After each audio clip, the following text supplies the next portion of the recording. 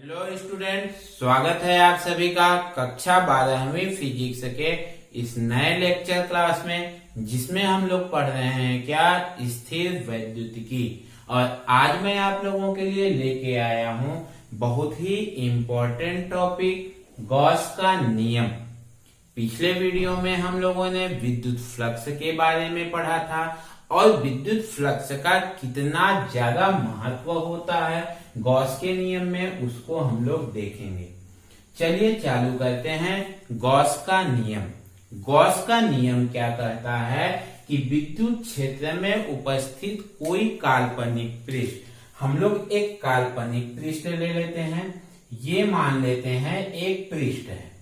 पृष्ठ का आकार कोई निश्चित नहीं है, ठीक है। और इस पृष्ठ में ये क्या है, एक बंद पृष्ठ रहेगा।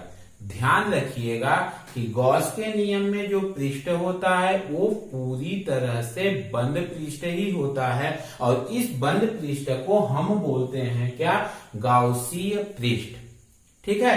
इस बंद पृष्ठ से गुजरने वाला जो संपूर्ण विद्युत फ्लक्स का मान होगा, विद्युत फ्लक्स किसको कहते हैं, पिछले वीडियो में हम लोगों ने अच्छे से पढ़ा और उसको फील किया है। आपने अगर वो वीडियो नहीं देखा होगा तो डिस्क्रिप्शन में लिंक दिया हुआ है, पहले उस वीडियो को जरूर देखें, तभी ये जाके बहुत अच्छे से आपको समझ में आएगा और आप इसको फील कर पाएंगे, ठीक है। विद्युत फ्लक्स का मान इस पृष्ठ में उपस्थित कुल आवेश, इस पृष्ठ में उपस्थित जितना भी आवेश होगा उस आवेश तथा निर्वात की विद्युतशीलता एप्सिलॉन नॉट के अनुपात के बराबर होता है, ठीक है। मतलब क्या कहता है वो समझिए। मान लेते हैं कि इस पृष्ठ के अंदर एक Q1 आवेश है, एक Q2 आवेश है, एक Q3 आवेश है, एक Q4 आवेश है, ठीक है। इसके बाहर में कोई यहाँ पे क्या है, Q5 आवेश है मान लेते हैं, ठीक है। तो जो ये कहता है कि इस बंद पृष्ठ से गुजरने वाला संपूर्ण विद्युत फ्लक्स सपोज हम कर लेते हैं क्या है, फाई है। तो फाई का जो मान होगा कितना, सिग्मा इसके अंदर उपस्थित कुल आवेश, मतलब सिग्मा क्यू बट्टे क्या है, निर्वात की विद्युतशीलता एप्सिलॉन नॉट के अनुपात के बराबर होता है। इस सिग्मा क्यू का मान कितना हो जाएगा, इस पृष्ठ के अंदर कितना आवेश है, Q1 plus Q2 plus Q3 plus Q4 बट्टे एप्सिलॉन नॉट, ठीक है। ये कहता है क्या, गॉस का नियम, ठीक। जो ये कहता है कि इस बंद पृष्ठ के अंदर कुल उपस्थित आवेश और निर्वात की विद्युतशीलता एप्सिलॉन नॉट के अनुपात के बराबर होता है। और एप्सिलॉन नॉट का मान कितना होता है, epsilon nought equal to 8 into 85 into 10 का पावर -12। ये होता है एप्सिलॉन नॉट का मान, ठीक है। या करके मैंने इसका दूसरा स्टेटमेंट भी लिखा है जो ये कहता है कि विद्युत क्षेत्र में उपस्थित किसी बंद पृष्ठ से गुजरने वाला संपूर्ण विद्युत फ्लक्स मतलब फाई, पृष्ठ के अंदर उपस्थित कुल आवेश, पृष्ठ के अंदर कुल कितने आवेश, अभी 4 आवेश हैं तो कुल चारों आवेशों को योगफल उपस्थित कुल आवेश का 1/एप्सिलॉन नॉट गुना होता है, 1/एप्सिलॉन नॉट गुना। यदि इसको एक और दूसरे तरीके से मैं लिखूं कि मान लीजिए कि ये क्या है, कोई बंद पृष्ठ है, ठीक है। इस बंद पृष्ठ के अंदर एक आवेश है Q, एक प्लस आवेश है Q, ठीक है। तो इसके लिए क्या होगा फाई का मान, इसके लिए फाई बराबर क्या होगा, Q बाई एप्सिलॉन नॉट, ठीक है, Q बाई एप्सिलॉन नॉट। हम चाहे ऐसे लिखें चाहे हम ऐसे लिखें, कोई अंतर नहीं। इसको लिखेंगे तो हम मानेंगे कि इस पृष्ठ के अंदर कुल आवेश कितना है, Q है, कितना है, Q है। इसको लिखेंगे तो हम ये मानेंगे कि इस पृष्ठ के अंदर कुल 4 आवेश हैं और ये बाहर जो Q5 आवेश है उसका इस पृष्ठ से कोई लेना देना नहीं है। जब इस पृष्ठ से कोई लेना देना नहीं है तो ये इसके योग में भी नहीं आएगा। ठीक है, ये है गॉस का नियम और अब हम इस गॉस के नियम को सिद्ध भी करेंगे। ठीक है, कैसे सिद्ध करेंगे? हम लोगों ने विद्युत फ्लक्स में ये पढ़ा था कि फाई बराबर क्या होता है, ई ds, या ds ना लिख के जब यस लिखे थे ई यस कॉस थीटा, और इसका मान यहां पे क्या हो रहा है, Q बाई एप्सिलॉन नॉट। ठीक है, हम इसको लेके चलेंगे। ठीक है, और लाएंगे, इतना लाके देखते हैं कि क्या इतना आता है या नहीं, और कैसे लाते हैं उसको भी देखिएगा।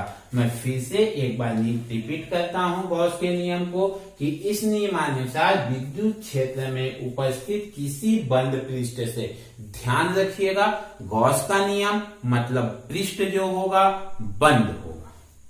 ठीक है, किसी बंद पृष्ठ से गुजरने वाला संपूर्ण विद्युत फ्लक्स फाई का मान इस पृष्ठ के अंदर उपस्थित कुल आवेश Q के 1 बाई एप्सिलॉन नॉट गुना होता है। ठीक है, जब हम इसको लिखेंगे नीचे वाले स्टेटमेंट को तो इसको लिखेंगे, ऊपर वाले स्टेटमेंट को लिखेंगे तो इसको लिखेंगे। दोनों का मतलब एक ही है। मैं चाहता हूं आप इसको अच्छे से फील करें, इसलिए मैंने दोनों स्टेटमेंट को लिखा है। ठीक है, अब हम इसको सिद्ध करके देखते हैं, या तो कहें कि इसकी व्युत्पत्ति कैसे करते हैं। हम मान लेते हैं कि ये जो आवेश है इस पृष्ठ पर एक अल्पांश लेते हैं, एक अल्पांश, ये अल्पांश ले लिए। ठीक है, ये अल्पांश ले लिए जिसका क्षेत्रफल सदिश, ये क्षेत्रफल सदिश क्या है, ds है। ठीक है, एक क्षेत्रफल सदिश, क्षेत्रफल सदिश पिछले वीडियो में मैंने ये बताया था कि ये अगर क्षेत्र है, ये अगर एरिया है तो क्षेत्रफल सदिश क्या होगा, इसके लंबवत होता है, ये कहलाता है क्षेत्रफल सदिश। तो ये पृष्ठ है क्षेत्र ds और ये क्या है, इसकी दिशा क्षेत्रफल सदिश, और इससे गुजरने वाला जो विद्युत क्षेत्र होगा वो क्या होगा, ये कोई पृष्ठ है और पृष्ठ से गुजरने वाला जो विद्युत क्षेत्र की दिशा क्या होगी, इसके लंबवत होगी। ये है विद्युत क्षेत्र की दिशा, और क्षेत्रफल और इसके बीच में बनने वाला एक कोण क्या हो गया, थीटा हो गया। हम क्या करते हैं, इस क्षेत्रफल को, ये जो अल्पांश लिए हैं ds, इसको क्या करते हैं, बिंदु Q से क्या करते हैं, ये मिला देते हैं। ठीक है, कितनी दूरी पर है, ये r दूरी पर है। इनके बीच में बनने वाला ये कोण कितना हो जाएगा, ये है, मान लेते हैं क्या, d ओमेगा। ठीक है, तो प्लस Q आवेश के कारण इस ds पर लगने वाला विद्युत क्षेत्र, फिर से प्लस Q आवेश के कारण ds पर लगने वाला विद्युत क्षेत्र कितना होगा, प्लस Q आवेश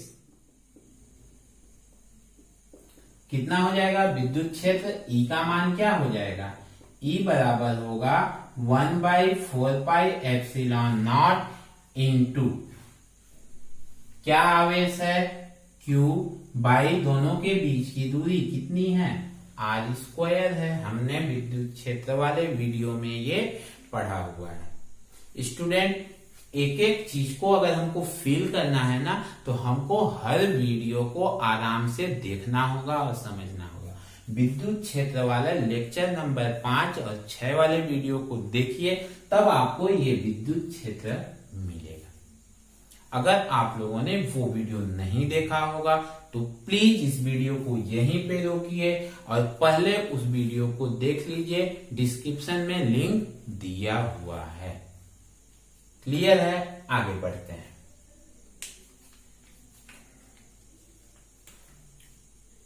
तो अल्पांश ds से गुजरने वाला विद्युत फ्लक्स,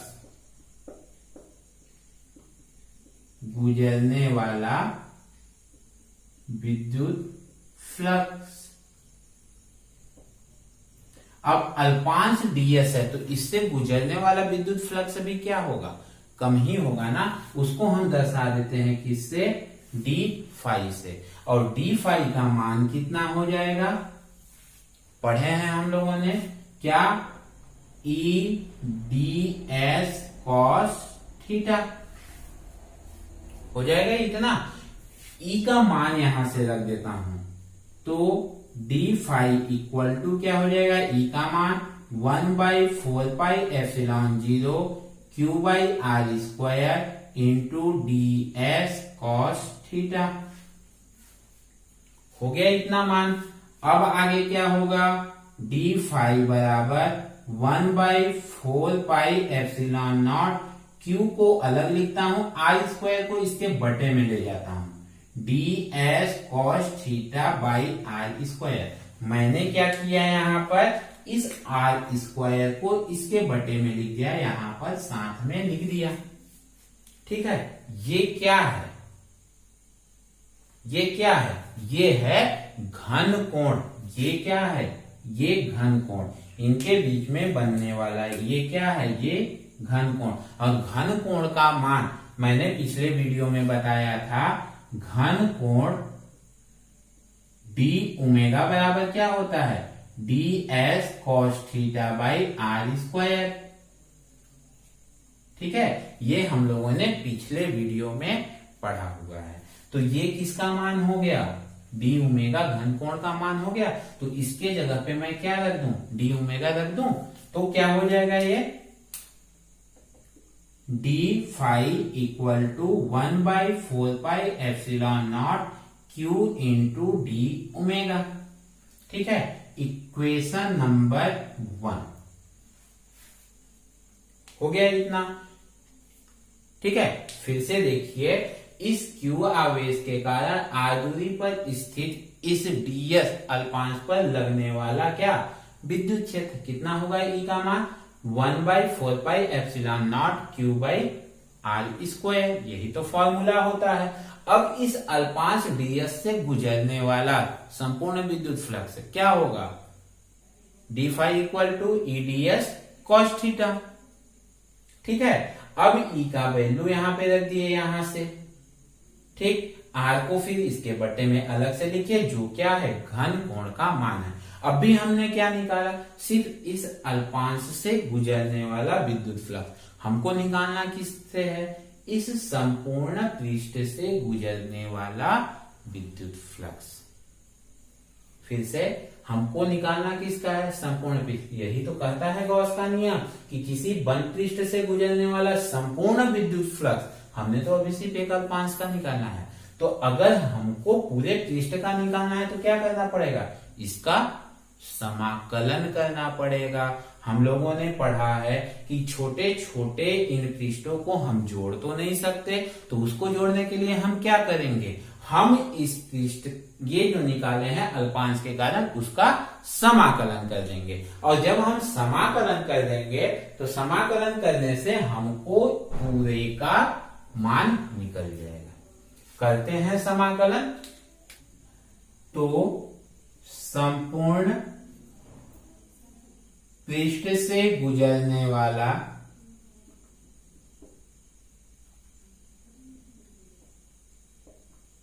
विद्युत फ्लक्स, संपूर्ण पृष्ठ से गुजरने वाला विद्युत फ्लक्स फाई इक्वल टू क्या हो जाएगा, समाकलन ऑफ डी फाई। और ये समाकलन ऐसे ऐसे इस गोले का क्या मतलब है, इस गोले का मतलब है पृष्ठ क्या है, बंद है। ठीक है, जिसको हम रेखीय समाकलन भी बोलते हैं। अब इसमें डी फाई का मान रख देते हैं। डी फाई का मान रखेंगे, कितना आया है 1/4πε0 q इंटू डी ओमेगा। ठीक है, अब इसमें देखिए ये क्या है, नियत है, ये भी क्या है, नियत है। फिक्स है, जो भी आवेश है फिक्स है, ये भी क्या है फिक्स। ये क्या होगा, समाकलन से बाहर निकल आएगा, और समाकलन से बाहर निकलेगा क्या बचेगा, 1/4πε0 इंटू क्यू। समाकलन के अंदर क्या बचा, डी ओमेगा। ठीक है, और मैंने बताया था कि जब किसी भी बंद पृष्ठ के लिए डी ओमेगा का जब पूरा के लिए निकालेंगे, हम लोगों ने सिर्फ किसके लिए निकाला है, डी ओमेगा किसके लिए है, सिर्फ एक अल्पांश के लिए है। जब हम पूरे बंद पृष्ठ के लिए निकालेंगे तो डी ओमेगा का मान कितना होगा, समाकलन किया मतलब क्या हुआ, ये पूरे पृष्ठ के लिए हुआ, और पूरे पृष्ठ के लिए इसका मान जो होता है, समाकलन ऑफ डी ओमेगा का मान जो होता है क्या होता है, 4π के इक्वल होता है, 4π के बराबर होता है। और जब 4π के बराबर होता है तो इसका मान रख देते हैं हम, इसका मान रखेंगे कितना, 1/4πε0 q इंटू 4π हुआ 4π। अब 4π हुआ तो 4π क्या होगा, कट जाएगा, और कट जाएगा तो बचेगा क्या, बचा क्या, यहां पर क्या बचा, फाई इक्वल टू क्यू बटे क्या बचा, एप्सिलॉन नॉट बचा। यही तो है गॉस का नियम, बचा 4π कटा क्या बचा, क्यू बाई एप्सिलॉन नॉट। यही तो है गॉस का नियम कि किसी भी बंद पृष्ठ से गुजरने वाला, संपूर्ण पृष्ठ से गुजरने वाला विद्युत फ्लक्स फाई का मान इस पृष्ठ में उपस्थित कुल आवेश, कुल कितना आवेश है, प्लस क्यू आवेश है, ठीक है, इसका 1/ε0 गुना होता है। यही तो सिद्ध करना था। ठीक है स्टूडेंट, बहुत ही इजी है और ये परीक्षा के लिए मोस्ट इम्पोर्टेंट भी है। ठीक है, तो इसको आई होप आपको अब समझ में आ गया होगा। अब मैं इसके थोड़े से गुणों के बारे में समझा देता हूं कि गॉस के नियम के विशेष और महत्वपूर्ण बिंदु हैं क्या क्या। ठीक है, इसको क्या कीजिए, अब फटाफट इसका फोटो ले लीजिए ताकि मैं आगे बढ़ सकूं। ठीक है, चलो अब हम लोगों ने लिख लिया अब इसके गुणों को। पहला गुण क्या कहता है कि यह किसी भी पृष्ठ के लिए सत्य है, मतलब गॉस का जो नियम है वो क्या है, किसी भी बंद पृष्ठ के लिए, यहाँ पे बंद शब्द होगा, किसी भी बंद पृष्ठ के लिए सत्य है। यह पृष्ठ के आकार व आकृति पर निर्भर नहीं करता। कहने का मतलब ये है कि मान लीजिए हमारे पास ये कोई पृष्ठ है, एक पृष्ठ ऐसा है, एक पृष्ठ गोलाकार है, एक पृष्ठ चतुर्भुजाकार है, एक पृष्ठ ऐसे है। ये चारों पृष्ठ है। पहले पृष्ठ का क्षेत्रफल सपोज मान लेते हैं क्या है, S1 है, दूसरे का S2 है, तीसरे का S3 है, चौथे का S4 है।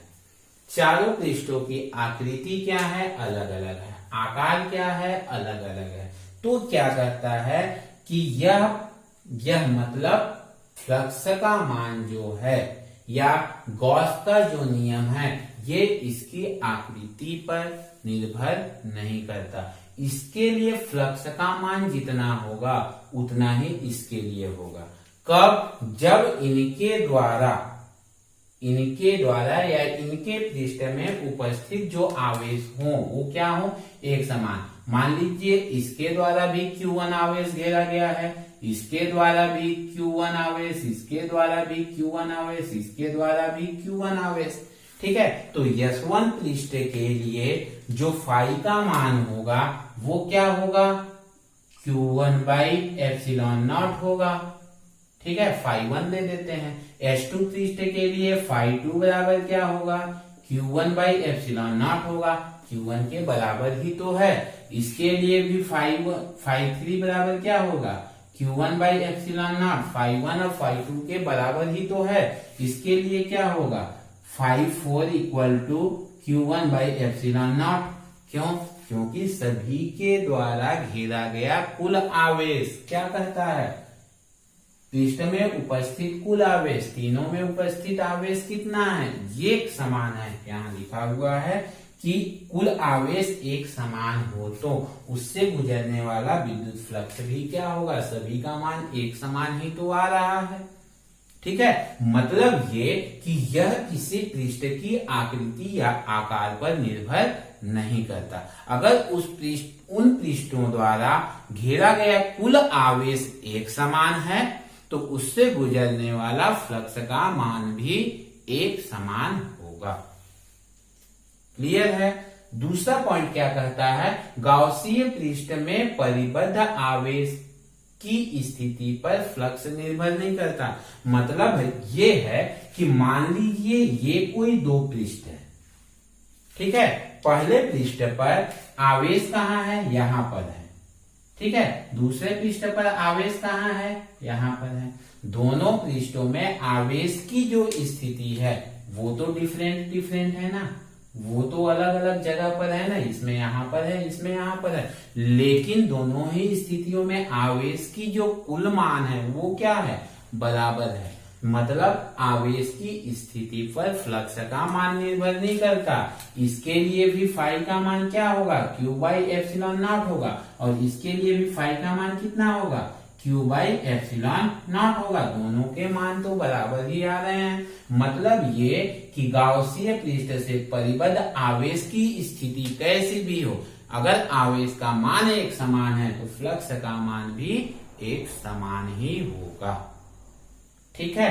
तीसरा क्या कहता है कि बाह्य आवेश नेट फ्लक्स में कोई भी योगदान नहीं देता। हम लोगों ने यहाँ पे देखा कि ये Q5 क्या है, बाहर है तो इस फ्लक्स में उसका कोई योगदान नहीं है, नेट फ्लक्स में उसका कोई योगदान नहीं है, क्योंकि इस प्रकरण में सतह में प्रवेश करने वाली और निकलने वाली विद्युत क्षेत्र रेखाओं की संख्या एक समान होती है। स्टूडेंट, ये महत्वपूर्ण लाइन है, इसको अच्छे से समझिएगा। क्या कहता है कि ये कोई एक आवेश है, प्लस आवेश मान लेते हैं कि प्लस Q आवेश है, ठीक है। इससे जब क्षेत्र रेखाएं निकलेंगी तो क्या होती है, मैंने बताया है कि इससे क्या होती है, क्षेत्र रेखाएं निकलती हैं, प्रारंभ होती हैं और माइनस पर समाप्त होती हैं। तो इससे क्षेत्र रेखाएं क्या हो रही हैं, निकल रही हैं। अब इसके रास्ते में हम मान लेते हैं एक ये क्या है, कोई गाउसीय पृष्ठ है। गाउसीय पृष्ठ है मतलब बंद पृष्ठ है, ठीक है। अब ये जो वृत्ताकार पृष्ठ है, जो बंद पृष्ठ है, उसमें जो क्षेत्रफल सदिश होगा, इस पृष्ठ के लिए जो क्षेत्रफल सदिश होगा इसके लंबवत होगा। इस पृष्ठ के लिए जो होगा दूसरे पृष्ठ के लिए, अपोजिट पृष्ठ के लिए, उसकी दिशा क्या होगी, ऐसे होगी। मतलब कि एक पृष्ठ पर क्षेत्र रेखाओं की दिशा तो यही है, लेकिन क्षेत्रफल सदिश की दिशा ऐसे है और दूसरे पृष्ठ पर ऐसे है।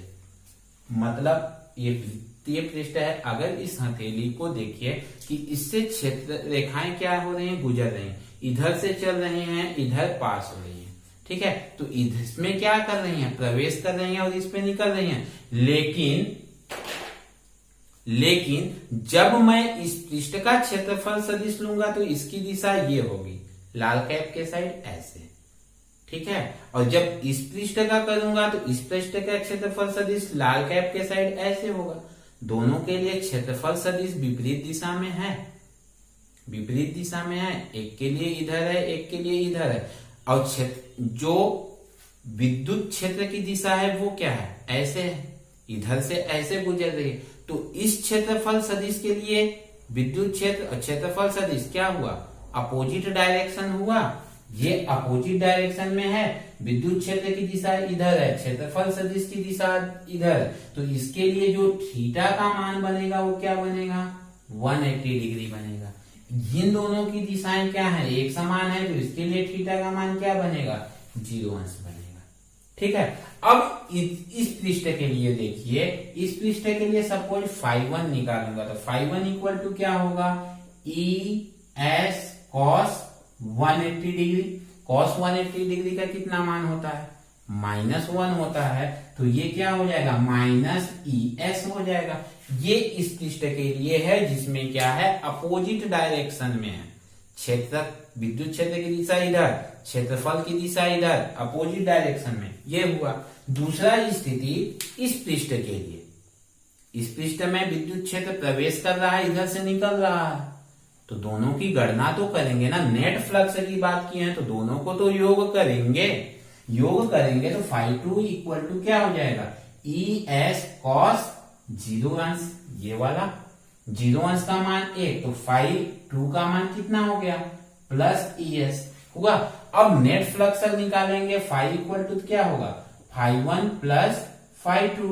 φ1 का मान कितना आया -ES प्लस φ2 का मान ES, ये दोनों माइनस प्लस से कट जाएंगे, क्या बचा 0। यही तो कह रहा है कि नेट फ्लक्स में बाह्य आवेश कोई योगदान नहीं देता।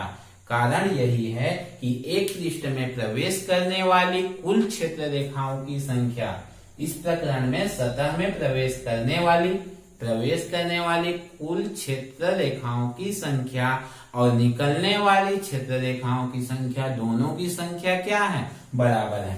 यहाँ 3 प्रवेश कर रहे हैं, इधर 3 निकल भी तो रही हैं। जब संख्या बराबर है तो नेट फ्लक्स का मान क्या होगा 0 आया। ठीक है, ये है गॉस का नियम। गॉस के नियम की व्युत्पत्ति को हमने देखा और ये है गॉस के नियम के कुछ गुण जिसकी सहायता से हम फ्लक्स का मान ज्ञात करते हैं। ठीक है, एक बार मैं फिर से रिवाइज कर रहा हूँ। गॉस का नियम क्या है, इस नियमानुसार विद्युत क्षेत्र में उपस्थित कोई काल्पनिक बंद पृष्ठ, जिसे हम गॉसीय पृष्ठ कहते हैं, से गुजरने वाला संपूर्ण विद्युत फ्लक्स का मान पृष्ठ में उपस्थित कुल आवेश ये हुआ। अगर एक आवेश होता है तो एक आवेश का हमने डेरिवेशन बनाया, एक से अधिक आवेश हैं तो सभी आवेशों को क्या करेंगे जोड़ देंगे, तथा निर्वात की विद्युतशीलता ε0 के अनुपात के बराबर होता है। या किसी बंद पृष्ठ से गुजरने वाला संपूर्ण विद्युत फ्लक्स का मान पृष्ठ में उपस्थित कुल आवेश का 1/ε0 गुना होता है। ठीक है, इसका गुण किसी भी बंद पृष्ठ के लिए ये क्या है सत्य है। वह पृष्ठ के आकार या आकृति पर निर्भर नहीं करता।